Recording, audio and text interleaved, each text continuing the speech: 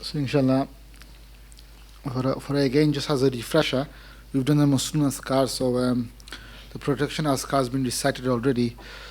So far as a refresher, inshallah, do the three, rectify the intention, do the three muraqabas again, humbleness, shukr, and reliance. Then start up Askars again. And then inshallah, go through all the lataif, the three stages. The first one being the white one, and the middle seven, and the white one again. Then body disappearing, transfer, find the teacher, inshallah.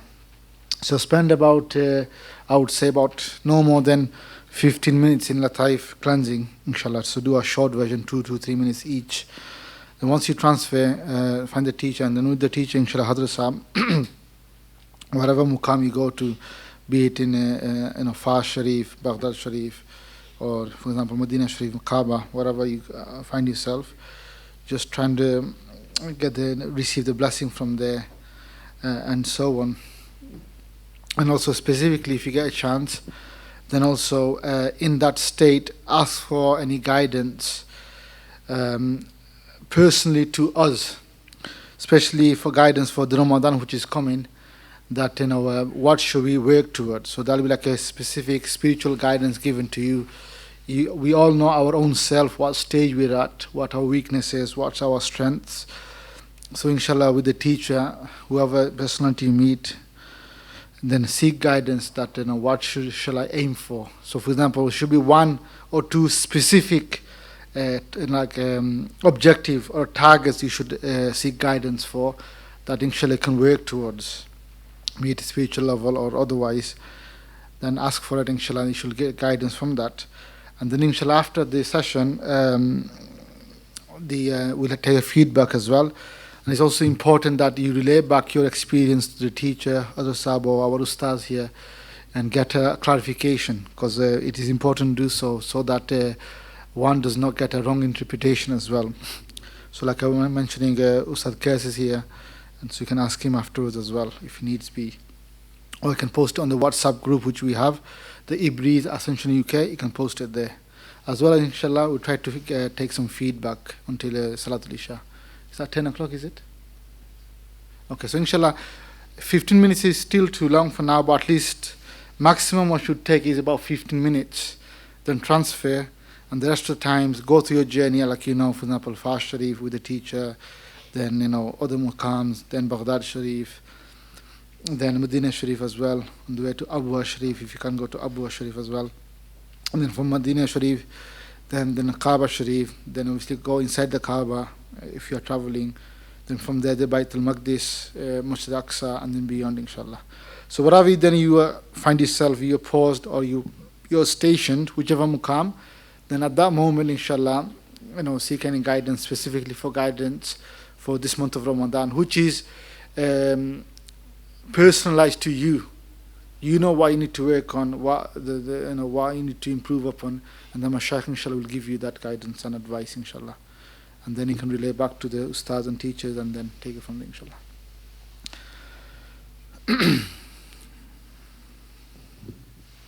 Okay, inshallah. So we begin. First of all, rectify our niyat, and do the three muraqabas, then do the startup askars and so on, and then inshallah we'll continue thereafter.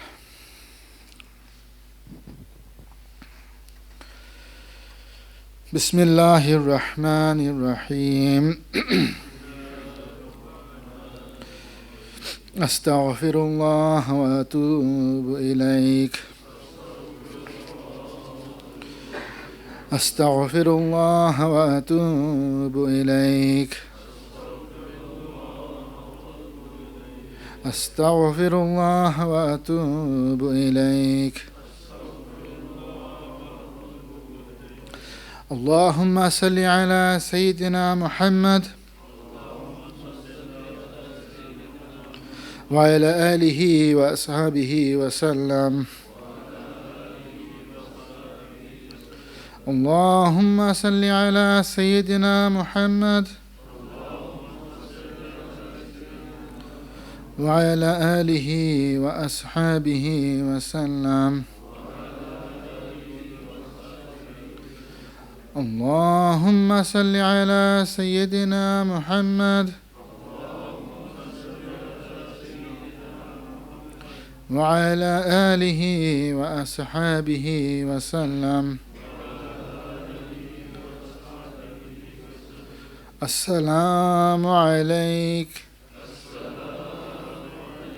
أيها النبي. السلام عليك أيها النبي. السلام عليك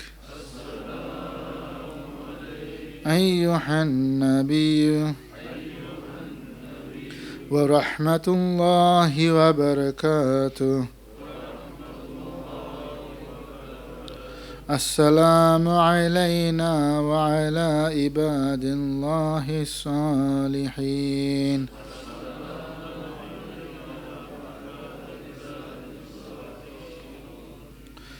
ولا حول ولا قوة إلا بالله. ولا حول ولا قوة إلا بالله. لا حول ولا قوة إلا بالله.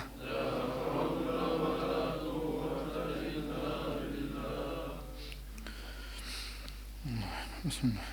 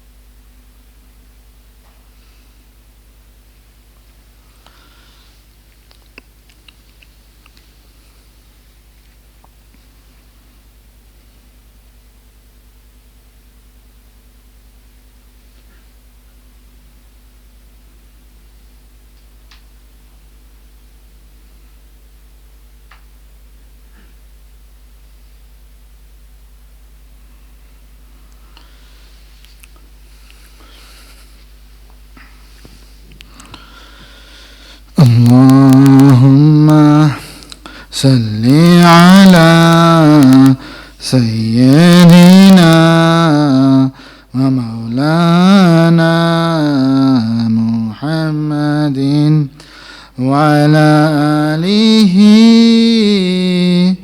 وأصحابه وسلم. اللهم صل على سيدنا ومولانا محمد وعلى آله وأصحابه وسلم. اللهم صل على سيدنا ومولانا محمد وعلى آله وأصحابه وسلم.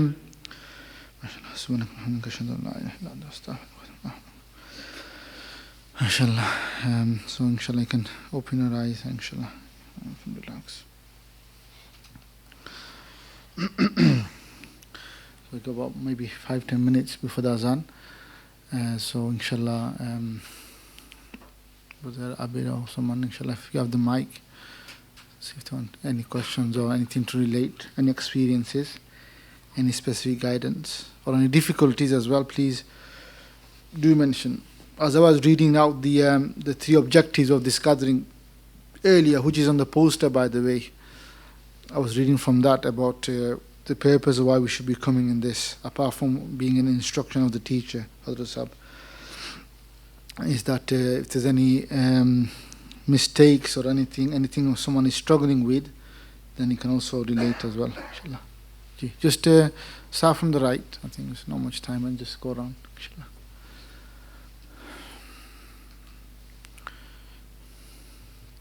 Just try to give it briefly and the message if there is anything to convey, please.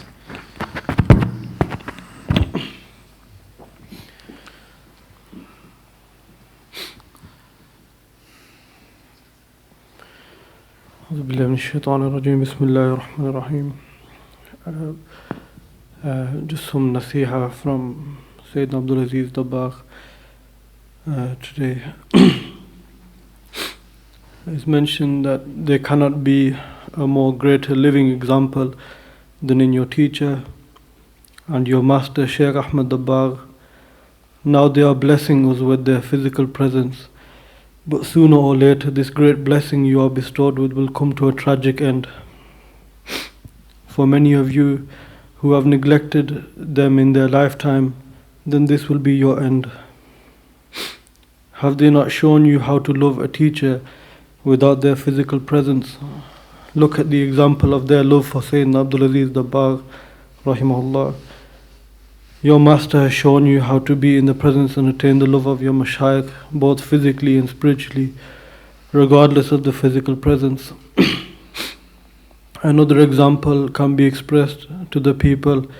Many of you know that when Rasulullah sallallahu alaihi wasallam left this world to be with his beloved, in the time of Sayyidina Abu Bakr Siddiq radiallahu anhu, many of the people could not believe it or not bear it, which led to their ultimate demise and led them to hypocrisy, despite them having the physical presence of the Master of Masters, Rasulullah sallallahu alaihi wasallam. What's to say what will happen to us? Honor this path like you have never honored anything before. This path will withstand the test of time. If you neglect this path, you will not be dealt with like normal people. You will be dealt with by Allah subhanahu wa ta'ala in such a way even words cannot describe the punishment you will face. And we have all heard the concept of fear and hope, so be true to yourselves. Jazakallah khair. MashaAllah. It's quite self-explanatory what Brother Abid was relating, inshallah. And just this retreat in Bradford, he was saying that, or Hadza was mentioning, that Sayyidina Umar radiallahu anhu, his call was that he used to say that we'd rather do mistake, outside the boundary and the sacredness of Medina rather than in the Medina itself. Even one mistake is not bearable.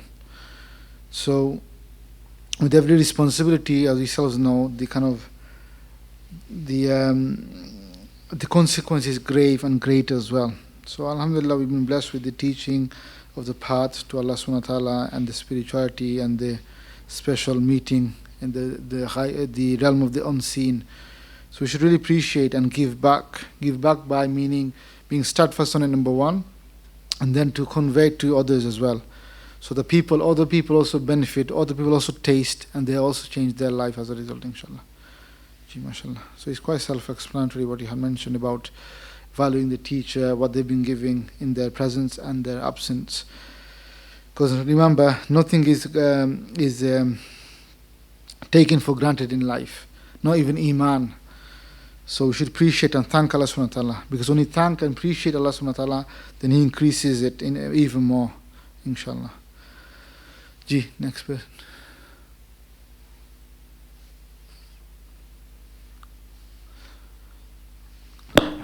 Also, if you have anything specific guidance in terms of preparation for Ramadan, you can mention as well.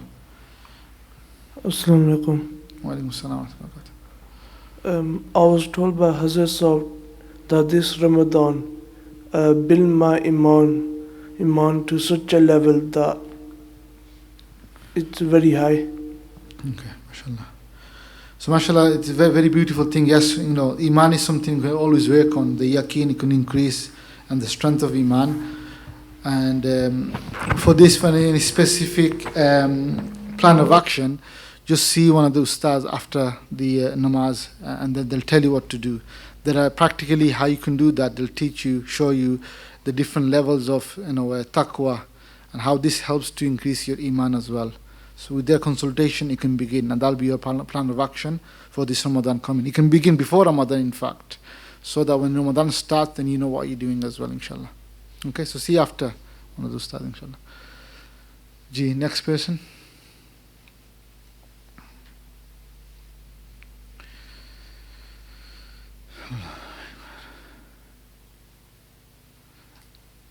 Maybe Lala wants to say anything.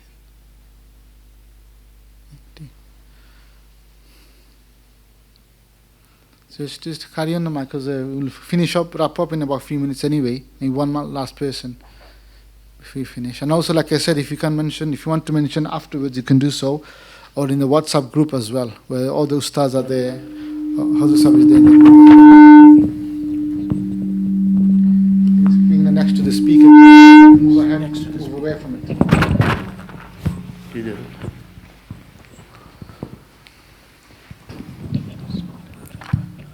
Assalamu alaikum.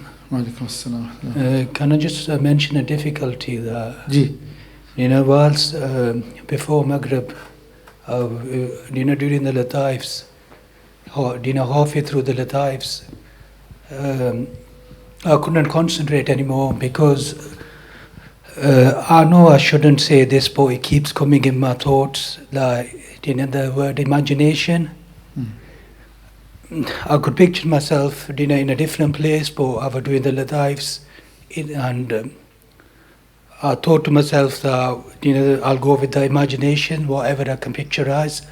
So I was started to picturize, the maqam of Sayyidina Abdul Aziz Dabbagh rahmatullahi alayh.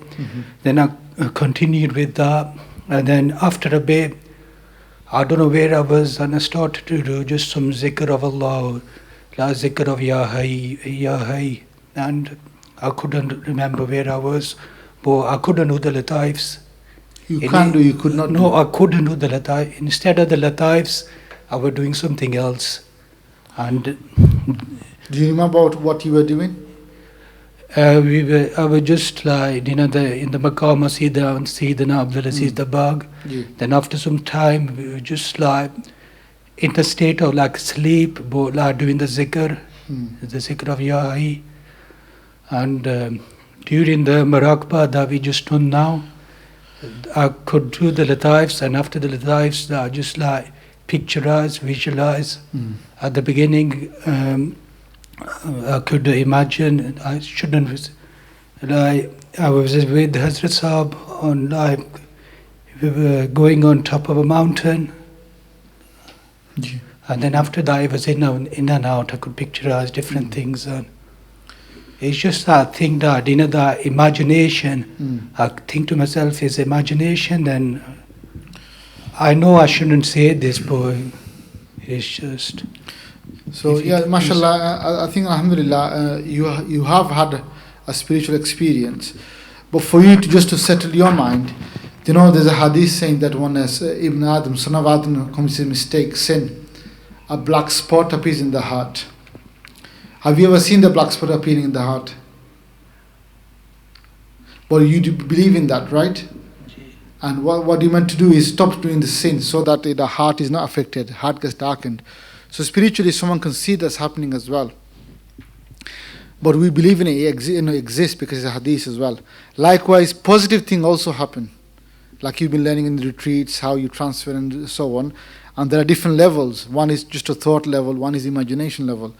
So when you say, I was imagining it, why are you actually putting yourself down when you said that? Because that is part of the process. So rather than putting it down, you should celebrate it. Say, yeah, that is part of the process, and let me just follow through. So I think you should not like look down upon and say, oh, I'm not really doing it. You know, it's only imagination. Because imagination is part of the process, remember, part of the experience. And secondly, what you're doing is, because you are not considering by yourself that imagination is something that is real, you kind of judging it as well. Second thing, so you should not do is to judge itself. Is it the imagination? Is it my thoughts? Because that's why the ustaz are there, the teacher is there, you just to relate and let them then tell you if it's imagination or if it's just your thoughts or not. So 2 mistakes you should not do in the future. You just start, let yourself flow. You don't have to decide. You know the judge of deciding, is it just imagination? Is it really happening? It comes to the point when someone is properly trained and so on after many years, then they know what it is, if it is imagination or not. For us, that's not our job. That's the role of the teacher to actually break it down, decipher and understand what's going on.